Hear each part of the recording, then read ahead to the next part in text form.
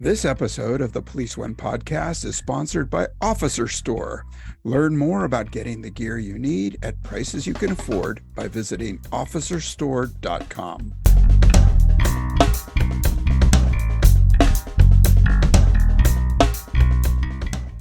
Hey, welcome back to Policing Matters on policeone.com. I'm your host, Jim Dudley.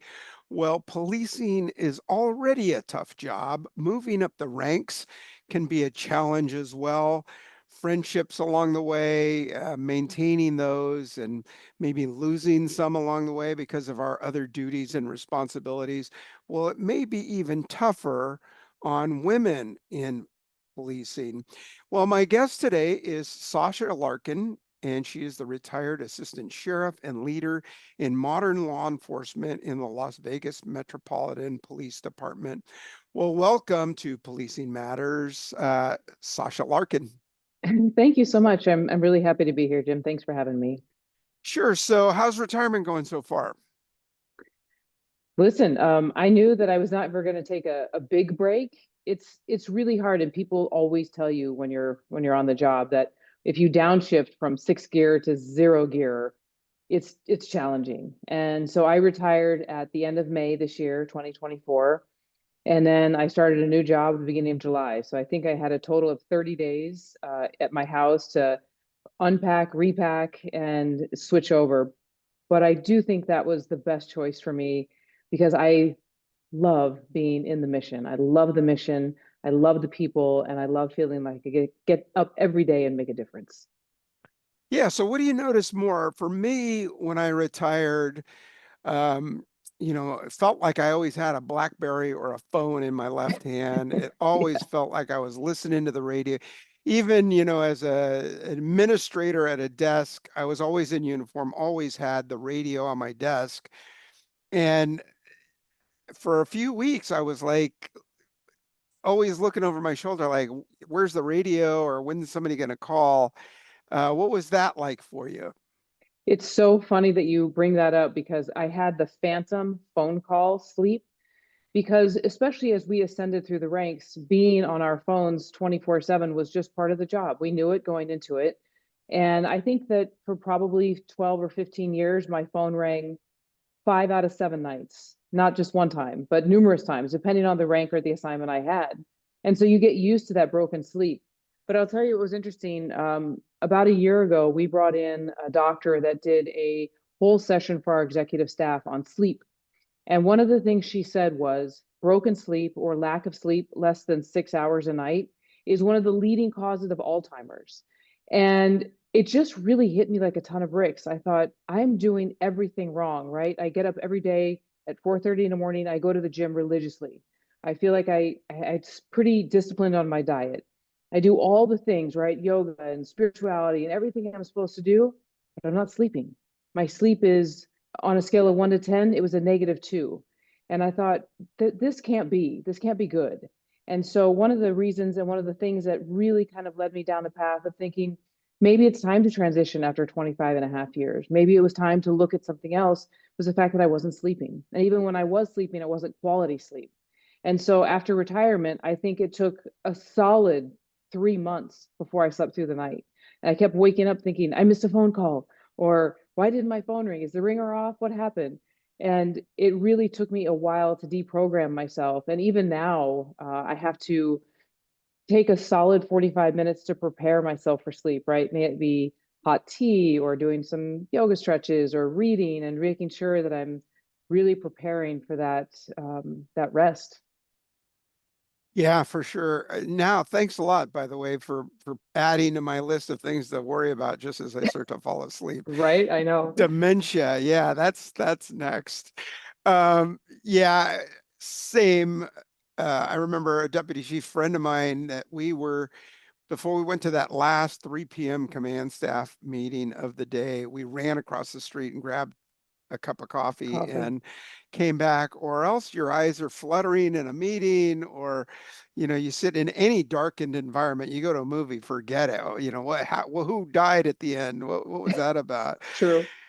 So what have you been doing since you retired? Hopefully you didn't go right back into the fray. Well, we love the fray, don't we? I mean, that's what keeps us going all of that time. Look, I will tell you that I loved every single day of my career. I have zero regrets. I got to do everything I wanted to do. I got to promote. I got to work as a inside dog, learning different things. I got to work on the streets, which was my all-time favorite. Wearing that uniform was the proudest days of my life. There was nothing I didn't get to accomplish. And when I got ready to retire, when I told you the it truly was looking at sleep and my mental and emotional well-being. When I started looking at other jobs, I knew I wanted to stay connected to three things. One, people. I love people. I love to learn about them, interact with them. I love being a leader of people. Number two is the mission. I love the counterterrorism mission, the intelligence mission, homeland security, helping people. I knew that I wanted to stay connected to that. But number three, I also knew something, I wanted something that was conducive for the family so I could be home with my children and really have that time to connect with my family.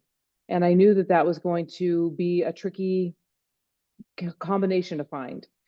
So I looked a little bit of everywhere. I looked in Washington, D.C., I looked federal, I looked state, I looked a bunch of different places. And then the unicorn of a job arrived, which is to be the director of intelligence for FIFA, the World Cup. And I have been lucky enough to be chosen as the director of intelligence and command and control operations for the Club World Cup, which will be in 2025, and the World Cup, which will be in 2026. And I just feel like it's such a blessing. And that's what I'm doing now. I moved to Miami and I get to lead these operations and lead the intelligence operations with the most extraordinary group of people I've ever had a chance to work with. Nice. So you knew you were going to retire in advance. What'd you do to prepare? Did you go back to school? Did you get credentialing? How'd that work? You know, I got some great advice about a year out when I started looking at different jobs. A good friend of mine that had retired from the State Department, he said, start early. He said, start 12 to 18 months out. And I thought that was crazy. I thought, I don't need that much time. I'll just apply and get a job. He was so right. And so I started about 15 months out on LinkedIn. And the best way that I found to do it was I had to clean up my resume, make sure it was updated. And I actually went to someone for help, a professional resume writer, and said, "Can you really look at this, be as honest and critique it and red pen it?" And that was very helpful to get professional insight on what the rest of the world, not just law enforcement, looks for in a resume. And Mm-hmm. there's companies out there that will help you with it. And so anybody that's close to retirement, if you're 2 years or less, you should start really, really refining those resumes. And you can make them, they're different, right? Like I made one that was for government work, the federal resume, which is a different style than the private sector. And so I had one of each depending on where I was applying. And then I just started, it's a little bit, I had somebody else tell me it's like dating. You have to just put as many as you out there, right? Sticks out there into the flame and see which one catches. But I was very selective. I didn't want to apply for a job that I kind of liked. I wanted to apply for a job that I was fully passionate about. I didn't want to settle, right? It's my second career. I didn't think that it was healthy for me to take a job that I was just going to take to pass the time. And so when I saw the FIFA job, one of the things I loved about it was I knew the guy in charge. I knew the guy that was going to ultimately end up becoming my boss because he had previously worked for the NFL and we hosted the Super Bowl in Las Vegas. And I had seen how he spoke in a room. I saw how he conducted himself. I saw the type of leader he is. And granted, we were not friends and we had never had a piece of pizza or a beer together, but I saw how he treated his team. I saw how he interacted, and I really saw the passion he had for the intelligence mission. And that led me to believe I want to work for that guy. I want to learn from him. And that's why I applied for this job. And it obviously was meant to be because by the grace of God, here I sit. Yeah. Well, so many walk off the job and they don't look back. And you came from that sleepy little town of where was it? Where was that? Las Vegas. Yes. Do you keep any connections there? Relationships? I'm sure as the assistant chief, you had some people that you were mentoring. Of course. You know, here's what I'll tell you. And anybody that asked me, it's my favorite thing to talk about was um, I really believe in the internal and external development of relationships. What does that mean? It means internally in 2008, I had the unique opportunity to start a group called the Women of Metro. And I started it with then Deputy Chief Kathy O'Connor, who was my very first just mentor and guide, and really the one that shined a light for me on why promotion was going to be important, how I was going to take those steps, and why it was really important that I then turned around and paid it back, paid it forward. So we created this group to really mentor women inside Metro, inside our police department, both civilian and commissioned, in the jail and on the streets, to how to take a test, right? Because I'll tell anybody that ever asked me this question, going through a career in law enforcement as a woman is not better or worse. It wasn't harder or easier, but it is different. There's different challenges, there's different expectations. And honestly, I felt like there was a different and unique opportunity for us to come together and support one another. Because so often in this world, women will take their time to tear each other down or speak ill of each other behind each other's back. But I really wanted to break that paradigm. I wanted to create a space and an environment within our organization where we supported one another. And if that meant that we supported two women both taking the same promotional test, we did that. We supported them, we encouraged them, and we gave them insight of things that we had failed at or mistakes that we had made so they didn't have to make the same. But the second part of that journey was we wanted to show the community that our police department was made up of more than what they saw on TV, right? We weren't all 6-foot white men. We were women, we were mothers, we had struggles and battles, and we were the same as them in so many ways. And so when we showed up on their very worst day, because mind you, that's when people call 911, is on their very worst day. When we showed up, we wanted to have the ability to relate to them in a way that made them feel comfortable and trust us. So we do a ton of work in the community from with children and women, and we really focus our efforts on raising the awareness of what our police department is and how they could better connect with us to build that trust. And then the second part of that is the external relationships. You know, I was given some remarkable opportunities by our now governor, Joe Lombardo. He was our sheriff previously before becoming governor, and he really supported and wanted us to build relationships in all of the religious communities, in the LGBT community, in all of the ACLU, the NAACP, every one of those groups that people would have otherwise said, why would the police talk to them? Well, why wouldn't the police talk to them? Those are people in the community that are on the same mission that we are, which is to bring people together to have a voice and to be heard. So I got to spend a good majority of my career building those relationships, putting programs and practices into place that nurtured that communication so they could, one, be heard, and two, we could put it into practice and make our police department that much better. Because nobody should feel separate then, or different, or disconnected from the greater whole, right? That's where we see things go wrong. And here's the truth, Jim. No matter what profession you're in, there's three things that I've come to learn motivate human nature, motivate people. You and I are included in this group. Number one is community. Number two is identity. Number three is purpose. Community, identity, and purpose. We all long to be a part of one community, which means any group bigger than ourselves. So I'll give you this.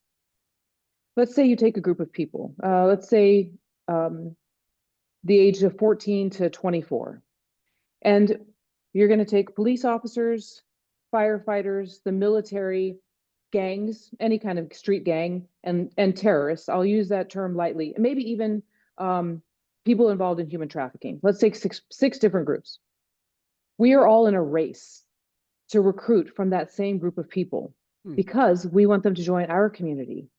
And people in that space are longing to connect with something bigger than themselves. And we see it time and time again.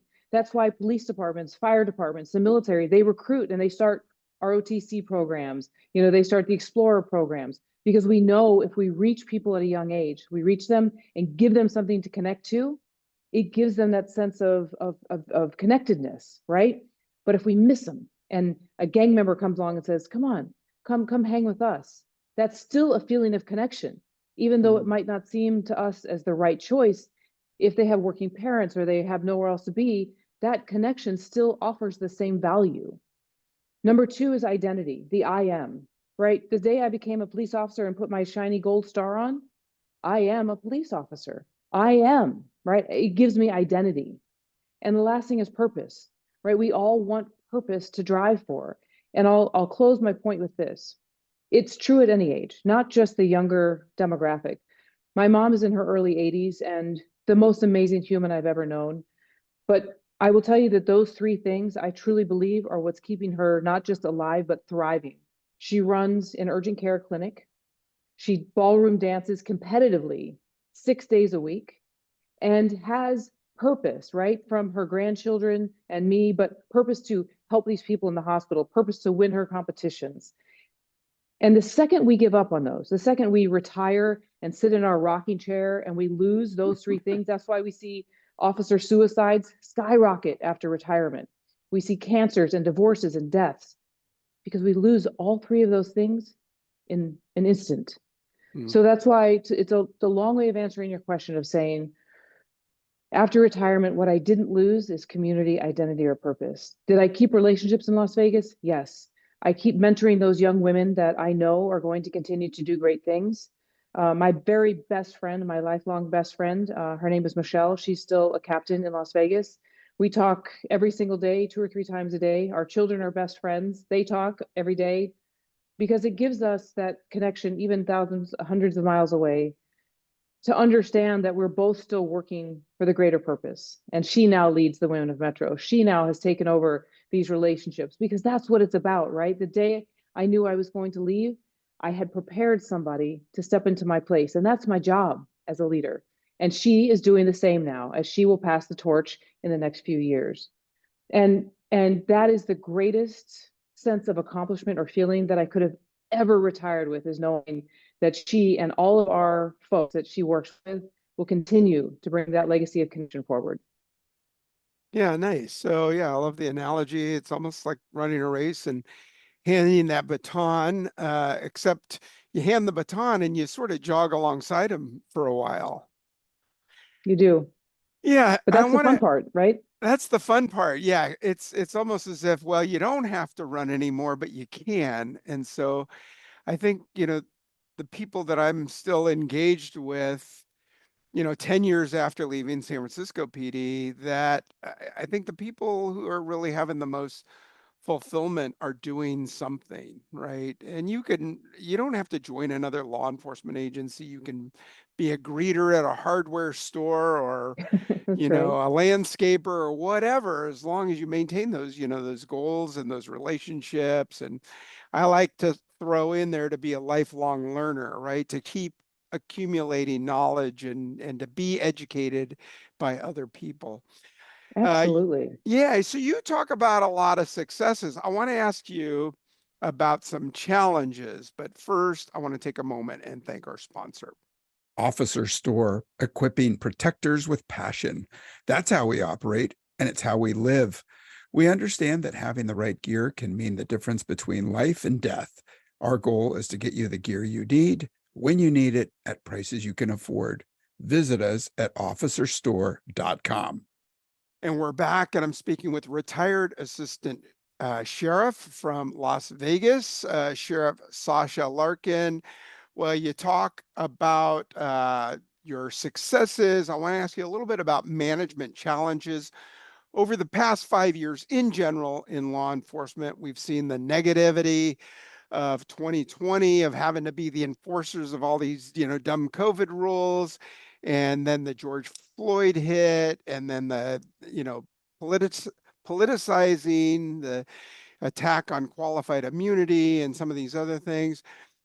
Do you think, we've seen what happened with the defund movement. We've seen, some real big crime spikes, and we've seen some legislative initiatives, some of them grassroots, that were initiated by community people.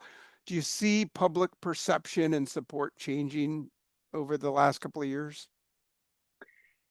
It's such an interesting conversation. At the time, and let me set the stage for you. At the time that COVID happened in 2020, I had the pleasure of opening a brand new area command in Las Vegas called Summerlin Area Command. And I was a captain. And at the time, we opened our doors January 25th of 2020. And it was a beautiful area command set at the base of the Red Rock Mountains in Las Vegas. If you've ever been there, it's just spectacular. And I finally have it filled with people and cops, and the community is so excited, and they are coming by the station, and they're excited, and they're really rallied around us, because I will tell you, and it leads back to it reflects back to the previous conversation we just had about community engagement. The Las Vegas Metropolitan Police Department has truly invested the last 2 decades in building community and really earning in that trust, and putting in the bank that the community knows who we are, and they know we're going to listen and do the right thing. For the most part, I believe that we've done a good job showing them that. Have we made mistakes or not been perfect? Absolutely. But have we gone out of our way to fix it, correct it, and be better? Absolutely. So with that being said, so I get the cops in the station January 20th. It's an exciting day. And then March 17th hits, 2020, COVID, right? And the whole world shuts down. And listen, Las Vegas was no exception. For the first time ever, they closed Las Vegas Boulevard and the casinos. It was crazy. We would go down on the weekends and ride our bikes on the strip. There was no cars. It was like a scene out of a Quentin Tarantino movie. It was very eerie. But during that time, the community was coming to the substation and bringing pizzas and cakes and cookies and telling the cops, thank you for coming to work every day. We love you. We love you. May 30th happens, George Floyd. And I will tell you, literally in the blink of an eye, the sentiment in our community, in every community, went from "we love you, police" to "we are the ultimate nightmare, the ultimate worst things in existence." And they were not just not coming by, but they were flipping us off as we drove down the road. They were throwing things at our police car. They had their children yelling at us and calling us murderers, right? Don't think for 1 second the broad brushstroke, just because it happens in one city, doesn't affect every city, right? We see it over and over again. So I remember about 2 weeks into it, a young police officer in the briefing room that morning, he said, "Captain, I don't understand. Yesterday we were heroes. Today we are zeros." And he really couldn't understand. He goes, "We're the same. We didn't do this." And I thought, what a great lesson in leadership for me to sit down and address it with these guys. And so I went to every briefing, and I had my command staff come with me, my lieutenants. And I told them, look, most of you were barely alive, if alive, during 9/11. So you don't understand yet the pendulum swing and how it works. For those of us that have been in law enforcement for a minute, I came in right after Rodney King. So right after Rodney King, we were zeros, right? They were not happy with us. We were riding 4 deep in a police car. They hated us, that we couldn't do anything right. But then 9/11 happens. We're back to being heroes. People are buying our coffee. We're almost as good as firemen. They're really excited that we're around. And then Ferguson happens. We're back, right? The pendulum does this as one event happens after another. And so I sat to explain this to them and just really had them build an awareness that it's not personal, but we wear a badge that holds us to a higher expectation of behavior and morality and decision making. But what we have to do is continue to hold our head high and treat people with the respect that they deserve, regardless of how they treat us. So we went into these briefing rooms and allowed these cops to share their fears and their frustrations, because those are real and those are legitimate. But then we tried to encourage them to understand it's temporary. And what we need to not do is feed the fire of negativity. We go out there and do our job to the standard that we would always do our job, and treat people with the same amount of respect. And it really got them through that time and healed them. Because, one tragedy will happen after another, unfortunately. And so we have to get them used to being resilient, but having grit as they go through it, because it is not going to be the last time that the media paints us with a broad brushstroke. Mm-hmm. Right? Yeah, I think it was Yael Bartour, who's a media consultant. She was the PIO for NYPD. She talked about that relationship with the community and how it was kind of like a bank, that you don't just go and try to get a loan when your house is That's on right. fire, right? That you maintain this relationship, that you keep putting money, you deposit money into the bank, you maintain that relationship, and then when you need it, you've got that collateral and you can pull it out. That's right. Well, for any of those communities, and it's tough sometimes. I've been to Las Vegas several times. I've been to trainings there, played golf there, and I've had relationships with the cops there in Las Vegas. And it's kind of one of those towns where you've got that transient population, right? Like so many people going to hotels and moving in and out and conferences. and you still have your base constituency that you've got to maintain those relationships with. So that You're they right. understand those things that you just talked about, that, hey, maybe it happened over there, but we've always been trying as hard and working with the community. And then it's not like all of a sudden you're trying to make, or paint yourself in a way that they don't know to be factual or not. Well, and you hit on a good point, and here's what I'll tell you. We are becoming a generational community, meaning a lot of the young cops that we've hired on the police department are now second generation Las Vegans, which is really exciting, which means people are not just being born there, but they're staying there, having kids and raising their families here. So, yes, the tourism, 42 to 46 million tourists a year, right? That uh, Harry Reid Airport, we just changed the name of it, so I always have to make sure I get it right. The Harry Reid Airport is the sixth busiest airport in the country. I mean, if you just think about the volume that goes through there, then you have Nellis Air Force Base, which is one of the busiest flight lines in the US Air Force. They do one of the largest red cell exercises. And then you have some national, structures that people want to come visit, such as Hoover Dam and the Red Rock Mhm. Mountains. And so, yes, the tourism is extraordinary, but within that space, we do have a very strong religious community. We have very strong leaders within our ACLU, NAACP, all of these different things that want to come together. And I have seen it happen in incident after incident where we had the head of every mosque. I'll give you a good one. So after the Pulse nightclub shooting, 2015, we went. I was a lieutenant at the time in the Fusion Center, and we went that day. It was a Sunday. I'll never forget. It was in July. We went to every single mosque that day in uniform because if you think about it, there was actually three groups of people that were equalized, meaning the media put us on the same playing field. And I'll tell you how. In one broad brushstroke, they said, and I'm paraphrasing, but they said, another Islamic terrorist Mhm. another Islamic terrorist, goes into this LGBTQ nightclub, the Pulse nightclub, and commits this mass shooting at the time, the largest mass shooting in the country, 49 victims, right? And law enforcement stands outside and they use words like cowardly or took too long, right? They make these generalized Mhm. statements. So, in one broad brushstroke, you have law enforcement, you have the LGBT community and the Muslim community all just demoralized by this news story, which is a tragedy for 49 families and the survivors that were there. So, I told my team, I said, look, we're going out to every mosque and we're going to go talk to them and say, we hear you, we see you today, and we feel you because today we are the same. We feel the pain, right, of having been painted with that brushstroke, and we're here. Let us support one another.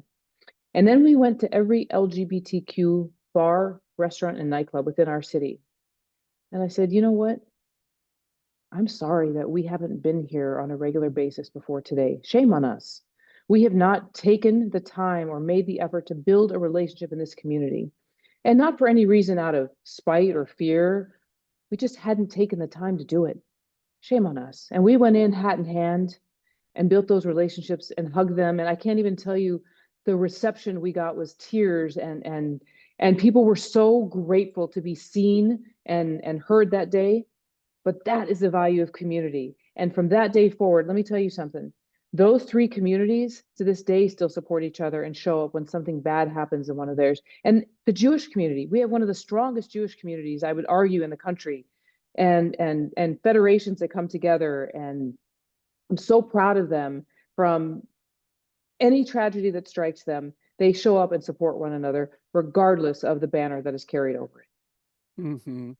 Yeah, and talking about the Pulse nightclub in Orlando, so many different things happening. The negotiators thought they had started a rapport with this individual, so a lot of time went by before first responders got in the building, and that was, one of the criticisms you're talking about. Yeah. I think after those events, though, I think one of the biggest problems we have is communication and to explain those things. And I know at the Chiefs level, there's that fear of liability and saying too much. But I'll tell you, juxtapose Orlando and the Pulse and what happened at the Harvest Festival. I don't know if you were there or not, but the I Harvest was there. Festival, quite different. The response was immediate. I know there was some criticism about the delay of getting up to the hotel suites where the gunman was, but of course there were impediments there, barricades and securing the rooms and things like that. But I think the attitude from the public and the media was much different because of that immediacy in the response and then the communication to the public. Yes, and I will tell you that it comes down to mindset, training, and leadership. And one thing our department, and again, I have to go back and credit Joe Lombardo, who our governor now in Nevada, because he was in a role at the time. I want to say he was the assistant sheriff at the time, or maybe the deputy chief over Homeland Security, when Lakshari-Taiba terrorist organization in 2008 came on the shores of Mumbai, India, right, and did what we call the synchronized, multifaceted attacks. Oberoi Hotel, right, two hotels, taxi cabs, cafes, hospitals, and it was the first time we'd seen a multi-prong attack like that, followed up with secondary devices that were then attacking the first responders. Mhm. And I remember Governor Lombardo talking about the lessons that they learned because they actually went to India and they went and debriefed with the Mumbai police and first responders. And one of the biggest lessons that they brought back that we took to heart was, and again, please remember I'm telling a story and paraphrasing, it's not exact words. You had the police and the fire standing outside the hotel. Inside the hotel, you have gunmen actively shooting people, right? It's an active shooter situation, active assailant. But you also have where they have set off explosions and there's fires everywhere. And so the police are essentially looking at the fire guys and they're like, hey, can you guys go in and put the fires out so we can go catch the bad guy? And the fire guys are like, hey, can you go catch the bad guy so we can put the fires out? And you have somewhat of a stalemate as far as leadership and which one, the chicken or the egg. So we really took that to heart. And during those years, those early years, 2008, 2009, we decided that we needed to, number one, have a plan. And number two, we needed to start training with our fire departments and make sure that we knew what they were going to do, they knew what we were going to do, and that we could do it together. And so we did borrow and steal from LA. At the time, they had the MACTAC program. And we took it, modified it to be what we needed it to be, and we trained our entire department. But then we brought in the fire guys and we said, hey, come through this training, train with us. And we spent the next 8 years training with them. As a matter of fact, when I was a sergeant in the Fusion Center, I had a full-time Clark County fire captain embedded on my team. And his whole job was to train all the fire guys on this response protocol. So I tell you that story because when 1 October happened, I will tell you that that partnership that we had with the fire department, hands down, absolutely saved lives. Those fire guys had vests, bulletproof vests on their rigs. They had been trained in rescue task force. They had been trained in going into warm zones. Their leadership had a plan. They knew how to work it with our leadership, and they absolutely saved lives on that day. So I will tell you that that was the biggest difference between us and Pulse was leadership, having that plan, right? Going in there and knowing that we were going to stop the bad guy, stop the action. And it Mhm. did, even though we had a lot of lessons learned from that, I feel like those guys didn't hesitate to do what they needed to do, both on the police side and the fire side. Yeah, no, I wish more of that happened. There's a group we've had on the show called Raytom, the Raytom group that's training cops as medics and EMTs. Great. Certainly our SWAT groups, but also just any police officer who we can get into the training. So there's so much more of that. We're seeing way better emergency kits, first aid kits, Yes. tourniquets, Yes. gunshot, wound fillers, all of that. So, it's awful that we've gotten to the point based on some of these, incidents to get us there, but feels like we're more and more capable as we learn from these kinds of events. Okay, so wrapping up and being mindful of your time. Thanks for spending time with us today. Of Um, course. you're number two in your department, male-dominated field, and you assume authority there. Any pushback, any challenge to your authority? How'd you overcome that? Like we talked about earlier, I've always believed that there was a few things that were non-negotiable that were going to carry me through any situation. Number one was work ethic. I didn't pretend to be the fastest, the smartest, the toughest, but I knew I was darn sure going to outwork every one of them. That meant if I brought home work on the weekends, if I needed to build those relationships in the community so the sheriff didn't have to do it, I was going to do it whenever he needed it done. I was going to show up first and leave last, right? That work ethic. So that's something that only you as an individual, as a leader, can bring to the table. Number two was passion for the mission. I love that mission. I love that mission. May it be police work, may it be putting bad guys behind bars, may it be building those relationships so the community feels connected. The mission of being a first responder, being a police officer, the best. I can't. I sometimes search for words to articulate how that passion gets me out of bed every single day, even today. And lastly is courage, and not the courage to run towards gunfire. That's a gimme, right? You're going to put the badge on your chest. That's assumed. But the courage to have hard conversations, the courage to say to people, "Hey, you're not hitting the mark here." Even your friends, right? I've had to pull plenty of people in that I've known for 15, 20 years and say, "Look, man, you're not cut out for this job. This is not working out. Let's see if we can come up with another plan." Those are the uncomfortable conversations that make the difference, because we're not here, right? We're not here to not hurt people's feelings, but we can do it in a humanistic way. We are here to help everybody grow, individuals, but also the organization. The organization comes right first and foremost. And I always tell people first, mission always. Or I'm sorry, mission first, people always.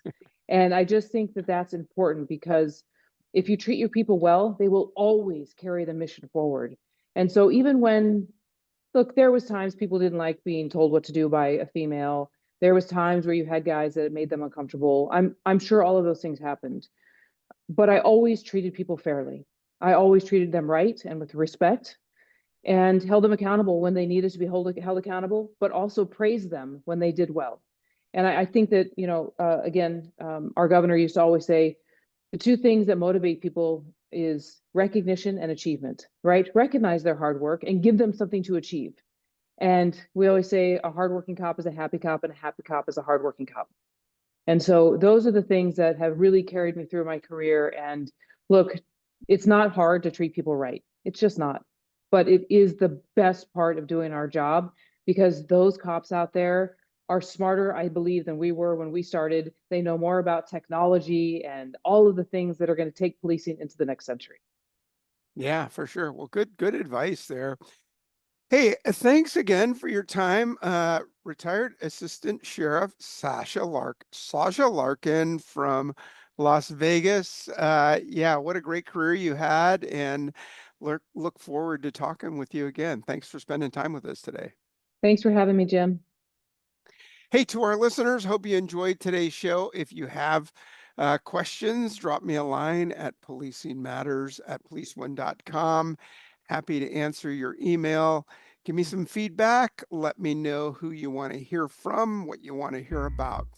Hey, take good care, be safe, and thanks for listening. I hope to talk to you again real soon.